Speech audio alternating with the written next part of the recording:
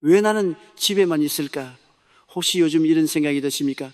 친구들은 다 앞으로 나아가는 것 같은데 나만 제자리인 것 같습니다. 소셜 미디어를 열면 누군가는 승진했고, 누군가는 결혼했고, 누군가는 새로운 일을 시작했습니다. 그런데 나는 오늘도 집에 있습니다. 어제도 집에 있었고 지난달에도 집에 있었습니다. 처음에는 잠깐이라고 생각했는데 시간이 지날수록 이것이 끝날 것 같지 않습니다. 조급함이 밀려옵니다. 하나님이 나를 잊으신 것 같습니다. 아니면 내가 무언가 잘못하고 있는 것 같습니다. 나만 뒤처지고 있는 것 같은 그 느낌, 그 외로움을 아십니까? 그런데 오늘 이 말씀을 끝까지 들으시면 생각이 바뀔 수 있습니다. 지금 집에 머물고 있는 이 시간이 하나님이 당신을 잊으신 것의 증거가 아닐 수 있습니다. 오히려 하나님이 당신에게 가장 깊이 관심을 기울이고 계신다는 증거일 수 있습니다. 성경을 보면 하나님이 크게 쓰신 사람들 중 상당수가 아무도 보지 않는 조용한 장소에서 긴 시간을 보냈습니다. 그 시간이 낭비처럼 보였지만 그것이 하나님의 가장 깊은 준비였습니다. 위대한 쓰임은 종종 아무도 보지 않는 침묵 속에서 만들어집니다. 시편 46, 편 10 절은 이렇게 말씀합니다. 이르시기를 너희는 가만히 있어 내가 하나님 됨을 알지어다. 가만히 있으라고 하십니다. 멈추라고 하십니다. 이것은 포기가 아닙니다. 하나님을 알아가는 자리입니다. 오늘 이 말씀을 통해 지금 집에 머무는 이 시간을 새로운 눈으로 보게 되시기를 바랍니다. 세상은 끊임없이 움직이라고 말합니다. 바쁜 것이 성공의 증거라고 말합니다. 일정이 가득 차 있어야 하고 항상 무언가를 하고 있어야 하며 매일 성과를 만들어내야 한다고 말합니다. 소셜미디어는 하루도 빠짐없이 누군가의 성취를 보여주고 그 흐름에서 뒤처지는 것이 마치 실패인 것처럼 느끼게 만듭니다. 그래서 집에 머무는 시간이 두렵습니다. 멈춰있다는 것이 곧 뒤처지는 것 같고 아무것도 하지 않는 것이 곧 아무것도 아닌 사람이 되는 것 같습니다. 이 두려움이 얼마나 많은 사람들을 준비도 되지 않은 채 억지로 앞으로 밀어내는지 모릅니다. 그런데 하나님의 방식은 세상과 전혀 다릅니다. 하나님은 바쁨을 통해 일하시는 분이 아닙니다. 오히려 고요함 속에서 일하십니다. 열왕기상 19장에서 엘리야는 이세벨의 위협을 피해 도망치다가 완전히 지쳐 광야에 누워 죽기를 원했습니다.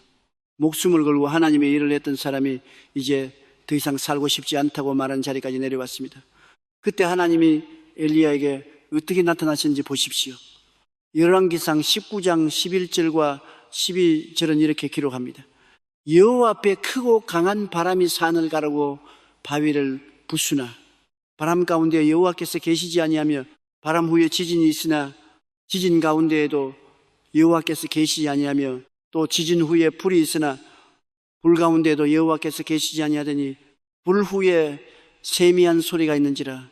세미한 소리, 즉 아주 작고 조용한 소리였습니다. 강한 바람도 지진도 불도 아니었습니다. 하나님은 그 조용한 소리로 말씀하셨습니다. 바쁘게 움직이는 삶 속에서는 그 세미한 소리를 듣기 어렵습니다. 일정이 가득 찬 하루, 끊임없이 울리는 알림, 쉬지 않고 소비하는 콘텐츠들 사이에서 하나님의 음성은 묻혀버립니다. 당신도 혹시 너무 바빴던 시절에 하나님의 음성이 잘 들리지 않았던 경험이 있지 않으십니까? 집에 머무는 이 시간, 세상의 소음에서 멀어진 이 시간이 오히려 하나님의 음성을 더 선명하게 들을 수 있는 시간입니다.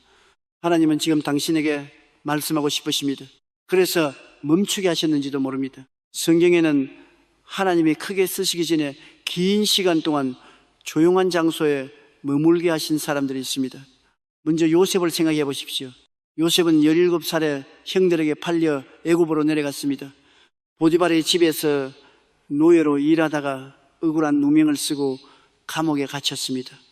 아무것도 자신의 뜻대로 할 수 없는 자리였습니다. 세상의 눈으로 보면 완전히 잊힌 것 같습니다. 아무도 그를 기억하지 않는 것 같습니다. 그런데 창세기 39장 21절은 이렇게 기록합니다. 여호와께서 요셉과 함께 하시고 그에게 인자를 더하사 간수장에게 은혜를 받게 하시니 갇혀있는 그 안에 하나님이 함께 하시고 하나님은 요셉을 잊지 않으셨습니다. 오히려 그 어두운 장소에서 요셉을 빚고 계셨습니다. 그 시간이 없었다면 요셉은 애굽이 총리가 되었을 때 그 자리를 감당하지 못했을 것입니다.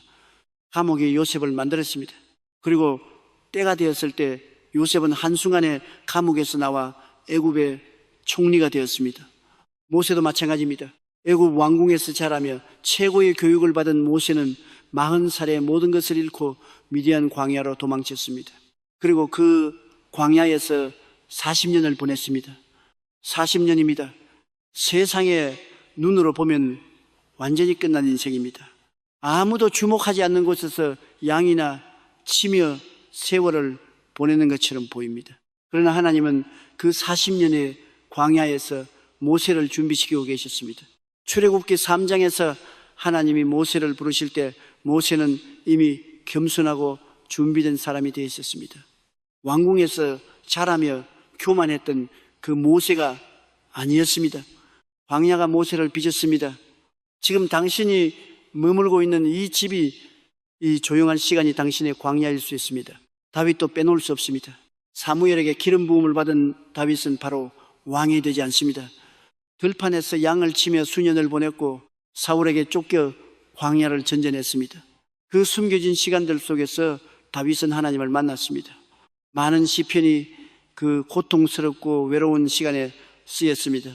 사람들에게 잊힌 것 같았던 그 시간에 다윗은 하나님 앞에서 가장 깊은 예배자가 되었습니다. 그리고 그 예배가 이스라엘 역사 전체를 바꿨습니다. 세례 요한도 공생애를 시작하기 전에 오랜 시간을 광야에서 보냈습니다. 예수님도 공생애를 시작하시기 전에 40일을 광야에서 금식하며 보내셨습니다. 하나님이 크게 쓰시기 전에 반드시 숨겨진 시간이 있었습니다. 지금 집에 머물고 있는 시간이 단순히 아무것도 하지 않는 시간이 아닙니다. 하나님이 당신 안에서 깊은 작업을 하고 계신 시간입니다. 그런데 그 작업이 어떤 것인지 눈에 잘 보이지 않습니다. 씨앗이 땅 밑에서 뿌리를 내리는 것은 위에서 보이지 않습니다. 어떤 씨앗은 땅 위로 싹을 내밀기까지 아주 오랜 시간이 걸립니다. 그러나 뿌리가 충분히 깊어진 뒤에 싹이 올라올 때 그 나무는 어떤 바람에도 흔들리지 않습니다.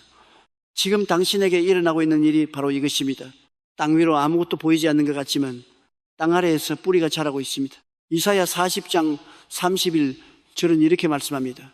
오직 여호와를 앙망하는 자는 새 힘을 얻으리니 독수리가 날개치며 올라감 같을 것이요 다른 박질하여도 곤비하지 아니하겠고 걸어가도 피곤하지 아니하리로다. 여호와를 앙망하는 자에게 새 힘을 주십니다. 앙망한다는 것은 기다리며 바라본다는 뜻입니다.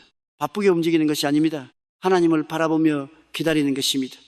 그 기다림의 시간에 새 힘이 주어집니다. 독수리처럼 날아오르는 그 힘은 바쁘게 움직이는 사람에게 주어지는 것이 아니라 하나님을 앙망하며 기다리는 사람에게 주어집니다. 집에 머무는 이 시간이 영혼을 위한 치유의 시간이기도 합니다. 세상에서 살아가다 보면 상처가 생깁니다. 관계에서 받은 상처, 실패에서 오는 상처, 기대가 무너지면서 생기는 상처들이 있습니다. 그 상처들을 치유받지 못한 채 계속 앞으로만 달려가면 결국 더 큰 문제가 생깁니다. 상처받은 채로 어떤 자리에 나가면 그 상처가 더 커집니다. 하나님은 때로 우리를 멈추게 하셔서 그 상처들을 직면하고 치유받게 하십니다. 시편 23편 이 절과 3절에서 다윗은 이렇게 노래합니다. 그가 나를 푸른 풀밭에 누이시며 쉴만한 물가로 인도하시는도다. 내 영혼을 소생시키시고 푸른 풀밭에 누이신다는 것은 강제로 쉬게 하신다는 뜻입니다. 양은 스스로 눕지 않습니다. 목자가 눕힙니다. 하나님이 지금 당신을 눕히고 계신 것일 수 있습니다. 영혼을 소생시키시기 위해서입니다. 집에 머무는 이 시간이 또한 아무도 보지 않는 곳에서 신앙의 근육을 키우는 시간입니다. 사람들 앞에서의 믿음은 상대적으로 쉽습니다. 예배당에서 공동체 안에서 누군가 지켜볼 때의 믿음은 유지하기가 쉽습니다. 그러나 아무도 보지 않는 집에서의 믿음, 혼자 있을 때의 믿음이 진짜 믿음입니다. 아무도 보지 않을 때 말씀을 읽는 것, 아무도 없을 때 기도하는 것, 아무도 인정해 주지 않을 때 하나님을 찬양하는 것, 이런 것들이 진짜 신앙의 근육입니다. 다니엘을 생각해 보십시오. 다니엘 6장에서 왕이 기도를 금지하는 조서를 내렸을 때 다니엘은 어떻게 했습니까? 다니엘 6장 10절은 이렇게 기록합니다.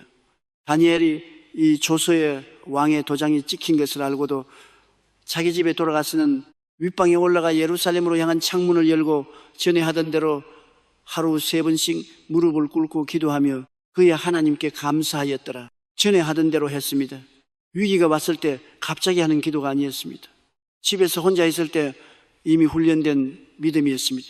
사자굴 앞에서도 흔들리지 않은 다니엘의 믿음은 그 조용한 집에서의 기도들이 쌓여 만들어진 것이었습니다. 그 아무도 보지 않는 자리에서의 충성이 결국 공개적인 자리에서의 기적으로 이어졌습니다. 누가복음 16장 10절에서 예수님은 이렇게 말씀하셨습니다. 지극히 작은 것에 충성된 자는 큰 것에도 충성되고 지극히 작은 것에 불의한 자는 큰 것에도 불의하니라. 집에서의 이 작은 시간들에 충성하는 것이 나중에 큰 것에 충성하는 기초가 됩니다. 하나님은 당신이 공개적인 자리에서 어떻게 하는지 보시기 전에 아무도 보지 않는 집에서 어떻게 하는지를 보고 계십니다. 지금 집에서 보내는 이 시간이 하나님 앞에서 얼마나 소중한 시간인지 모릅니다. 그리고 이것을 꼭 말씀드려야 합니다. 하나님이 당신을 집에 머물게 하시는 것이 보호이기도 합니다. 우리는 종종 내가 왜 저 사람처럼 빠르게 나가지 못하는지 답답해합니다. 저 기회를 왜 내게는 주시지 않는지 의아합니다. 그런데 우리가 알지 못한 것이 있습니다. 지금 내가 거기에 갔다면 무슨 일이 일어났을지 우리는 모릅니다. 아직 준비되지 않은 상태로 어떤 자리에 나갔다가 오히려 더 큰 상처를 받거나 잘못된 방향으로 흘러갔을 수도 있습니다. 하나님은 우리가 볼 수 없는 것을 보고 계십니다. 우리 앞에 있는 위험을, 우리가 아직 감당할 수 없는 것들을 보고 계십니다.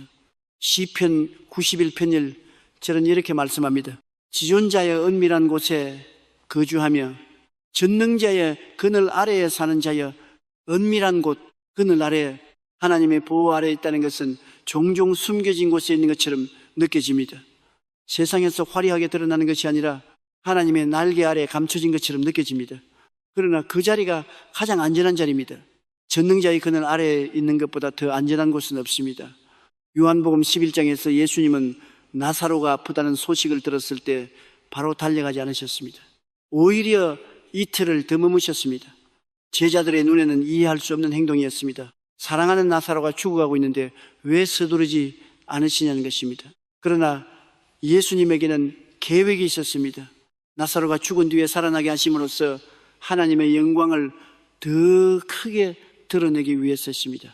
지금 하나님이 당신을 기다리게 하시는 것이 무관심이 아닙니다. 더 크고 완전한 계획이 있습니다.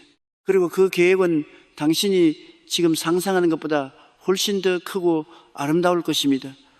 잠언 3장 5절과 6절은 이렇게 말씀합니다. 너는 마음을 다하여 여호와를 신뢰하고 네 명철을 의지하지 말라. 너는 범사에 그를 인정하라. 그리하면 내 길을 지도하시리라. 내 생각에는 지금 당장 나가야 할 것 같습니다. 내 판단에는 이제 때가 된 것 같습니다. 그러나 하나님의 시간표가 있습니다. 그 시간표를 신뢰하는 것이 믿음입니다. 집에 머무는 이 시간을 어떻게 보내야 합니까? 하나님이 이 시간을 준비의 시간으로 주셨다면 그 시간을 어떻게 사용해야 할까요? 무기력하게 소파에 누워 시간을 흘려보내는 것도 아니고 조급하게 무언가를 억지로 만들어내려는 것도 아닙니다. 이 시간은 하나님이 주신 시간입니다. 그 시간을 하나님을 위해 사용할 때 비로소 이 시간이 진정한 준비의 시간이 됩니다. 먼저 하나님과 더 깊은 시간을 보내십시오. 세상이 바쁠 때는 할 수 없었던 기도를 지금 하십시오. 미뤄뒀던 말씀을 지금 읽으십시오. 시편 119편 71절에서 다윗은 이렇게 고백합니다. 고난당한 것이 내게 유익이라. 이로 말미암아 내가 주의 율례들을 배우게 되었나이다. 고난의 시간, 멈춤의 시간이 말씀을 더 깊이 배우게 하는 유익이 된다고 합니다. 바쁘게 달리는 사람은 하나님의 말씀을 깊이 읽을 시간이 없습니다. 지금 이 시간이 그 시간입니다. 그리고 자신을 돌아보십시오. 지금까지 살아온 방식, 관계들, 가치관들을 하나님 앞에서 점검해 보십시오. 어떤 부분에서 치유가 필요합니까? 어떤 부분에서 변화가 필요합니까? 겉으로 드러난 삶이 아무리 바빠도 내면이 준비되지 않으면 지속되지 않습니다. 화려해 보이지만 뿌리가 얕은 나무는 큰 바람에 넘어집니다. 하나님은 당신의 내면을 먼저 다루기를 원하십니다. 그 내면이 견고해질 때 비로소 어떤 환경에서도 흔들리지 않는 사람이 됩니다. 또한 이 시간에 감사를 연습하십시오. 아무것도 없는 것 같은 이 시간에도 감사할 것이 있습니다. 감사 연습, 숨 쉬고 있다는 것, 오늘도 하나님이 함께 하신다는 것, 이 시간이 낭비가 아니라 준비라는 것. 데살로니가전서 5장 18절은 이렇게 말씀합니다. 범사에 감사하라. 이것이 그리스도 예수 안에서 너희를 향하신 하나님의 뜻이니라. 감사는 상황이 좋을 때만 하는 것이 아닙니다. 범사에 모든 일에 감사하는 것입니다. 그 감사가 이 시간을 바꿉니다. 마지막으로 이것을 기억하십시오. 하나님은 당신을 잊지 않으셨습니다. 지금 이 순간에도 하나님은 당신에게 깊이 관심을 기울이고 계십니다. 집에 머무는 이 시간이 끝이 아닙니다. 준비입니다. 시작입니다. 예레미야 29장 11절은 이렇게 말씀합니다. 여호와의 말씀이니라. 너희를 향한 나의 생각을 내가 아나니 평안이요 재앙이 아니니라. 너희에게 미래와 희망을 주는 것이니라. 하나님의 생각은 평안입니다. 재앙이 아닙니다. 미래와 희망입니다. 지금 집에 머물고 있는 당신을 향한 하나님의 생각이 이것입니다. 하나님은 당신에게 재앙이 아닌 평안을, 절망이 아닌 희망을, 끝이 아닌 미래를 계획하고 계십니다. 요셉이 감옥에서 나와 총리가 되었을 때, 모세가 광야에서 나와 출애굽을 이끌었을 때, 다윗이 광야에서 나와 왕이 되었을 때, 그들은 그 숨겨진 시간이 없었다면 절대로 그 자리에 서지 못했을 것입니다. 감옥이 요셉을 만들었고 광야가 모세를 만들었으며 들판과 동굴이 다윗을 만들었습니다. 그리고 지금 이 집이, 이 조용한 시간이 당신을 만들고 있습니다. 하나님이 공개적으로 당신을 높이시기 전에 먼저 아무도 보지 않는 이 자리에서 당신을 견고하게 하고 계십니다. 지금 집에서 배우고 있는 평안, 지금 집에서 키우고 있는 믿음, 지금 집에서 치유받고 있는 상처들, 이것들이 나중에 어떤 환경에서도 흔들리지 않는 당신의 기초가 될 것입니다. 공개적인 자리에서의 성취는 이 숨겨진 시간 위에 세워집니다. 조급해하지 마십시오. 하나님의 시간표는 완벽합니다. 지금 이 자리에서 하나님을 더 깊이 알아가십시오. 그 하나님의 때가 되면 반드시 당신을 이끌어내실 것입니다. 그리고 그날이 왔을 때 당신은 이 시간이 낭비가 아니었다는 것을 알게 될 것입니다. 이 시간이 하나님이 당신에게 주신 가장 깊은 선물이었다는 것을 알게 될 것입니다. 하나님은 당신을 잊지 않으셨습니다. 당신을 통해 하실 위대한 일을 위해 가장 깊은 곳에서 기초를 닦고 계십니다.